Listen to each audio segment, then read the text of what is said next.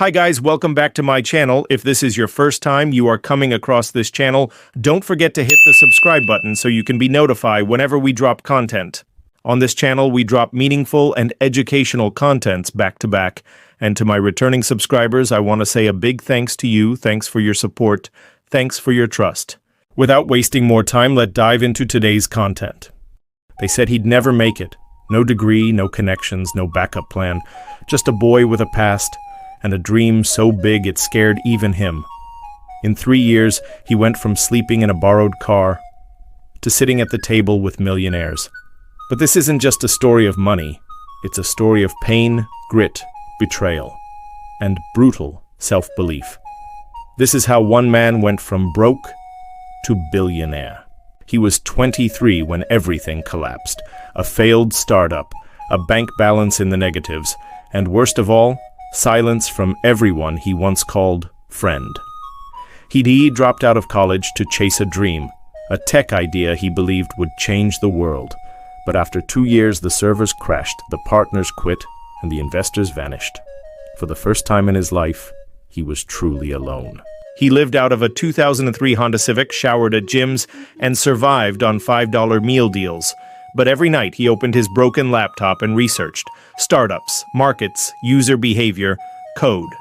Failure didn't end his journey, it educated him. You see, some people hit rock bottom and break, but others bounce. In his lowest moments, he noticed a pattern. A small online community, thousands of users complaining about a single problem. They couldn't track their freelance payments, invoices lost, clients ghosting, no system, no control. That was it. That was the pain point he would solve. He called it PulsePay, a platform to automate, secure, and track freelance income. No funding, no marketing team, just him, and a fire in his chest. He coded through the night, cold coffee, bleeding fingers. His first users came from Reddit and Discord. Then one day, a tweet went viral. 10,000 signups in a week. Success came fast, too fast. Servers crashed. He had no team. He needed help. He brought in an old college friend, someone he trusted.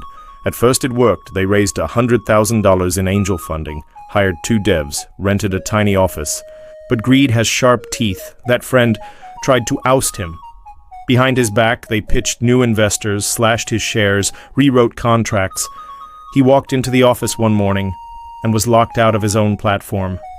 Imagine building a house from nothing and watching someone else change the locks. But instead of breaking down, he started again. He built RevLeap, smarter, faster, cleaner than PulsePay. He used everything they stole and improved it. But this time, he moved in silence. He stayed off social media, no flashy interviews, just results. A year later, PulsePay collapsed from poor management.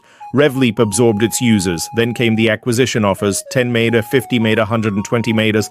He said no. He had a vision bigger than cash. And finally, 3 years after that first night in a car, he took RevLeap public. On IPO day, his valuation crossed $1.2 billion.